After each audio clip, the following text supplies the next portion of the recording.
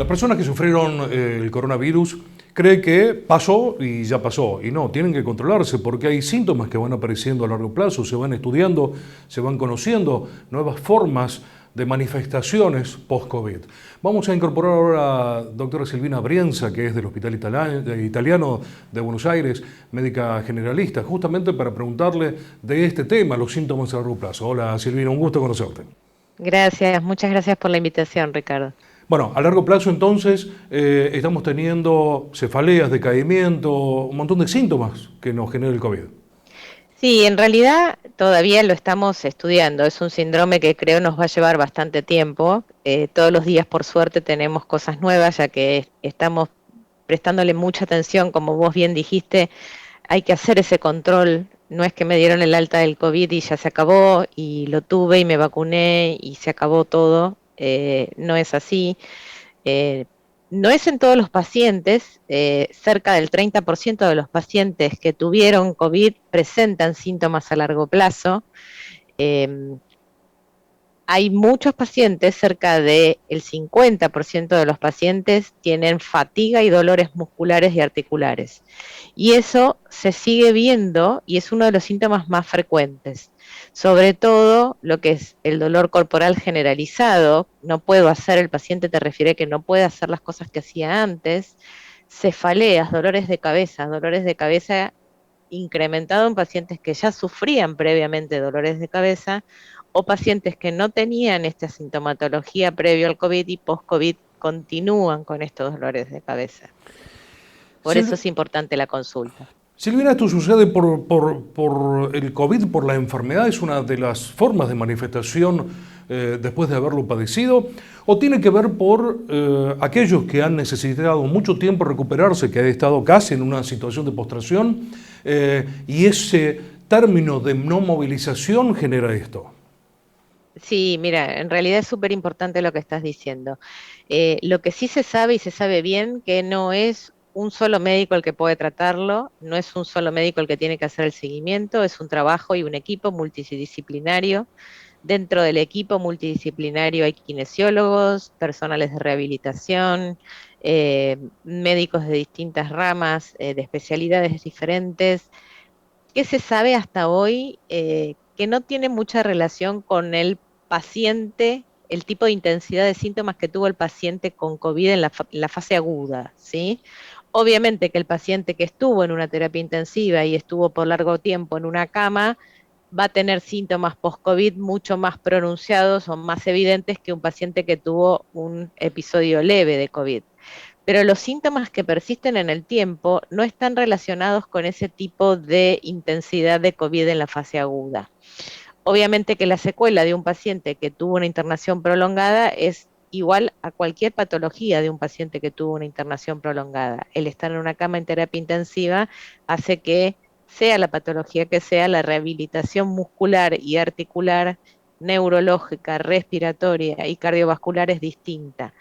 Pero per se por el COVID no hay una asociación directa. A pacientes que tienen o que han transitado con una fase aguda leve, hay pacientes que continúan y persisten con síntomas de long COVID ya más de 6 y 9 meses.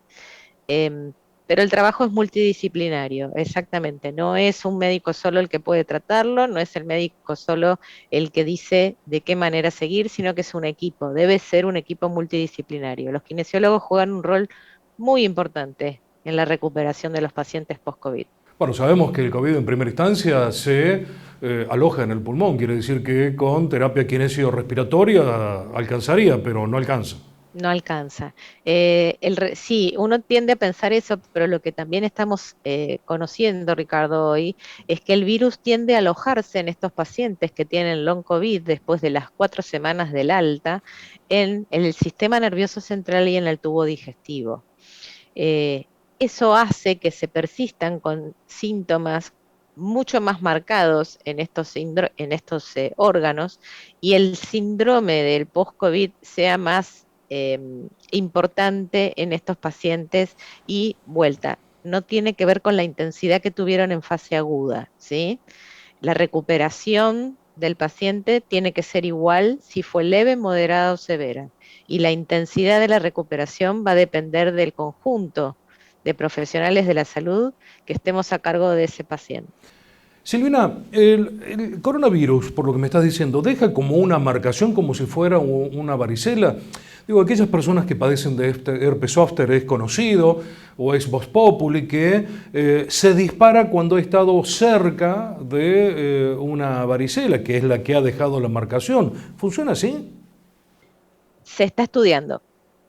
Precisamente por lo que yo te decía, las dos teorías más fuertes que hay son estas que te comenté. No se puede afirmar todavía que sería como un herpes, pero estaría funcionando como algo parecido.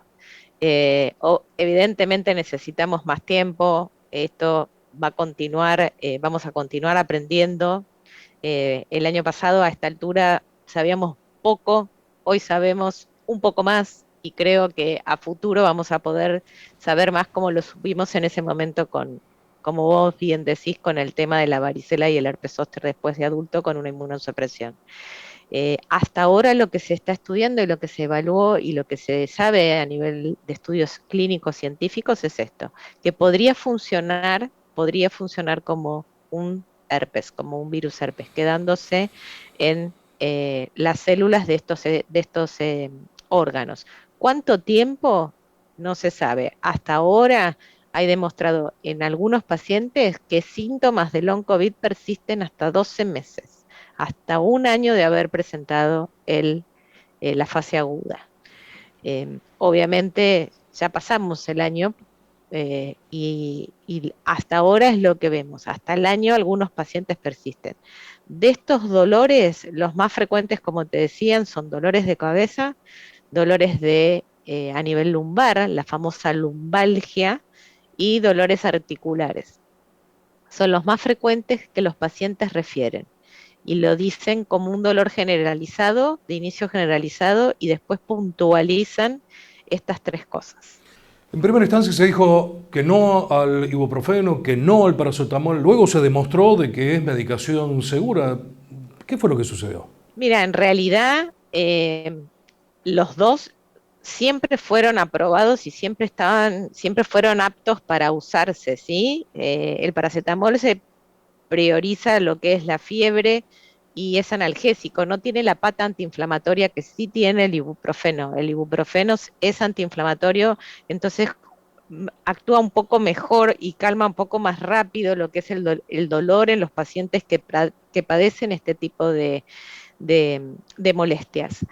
El problema surgió en marzo del 2020 cuando el secretario de la OMS hizo un comentario personalizado sobre el uso de ibuprofeno sin ningún fundamento, ningún peso científico atrás. Eso trajo bastantes complicaciones a la hora de poder tratar.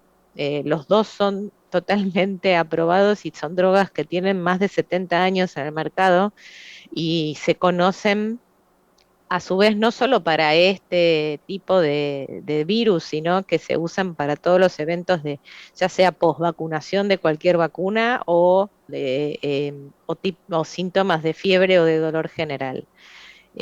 Eso fue un malentendido y por suerte después tanto la OMS como las principales entidades regulatorias de los países de alta vigilancia que hay a nivel mundial demostraron que no era así. Trajo muchos inconvenientes, sí, a la hora de la atención la gente era bastante reticente y algunos médicos también eran bastante reticentes al uso del ibuprofeno.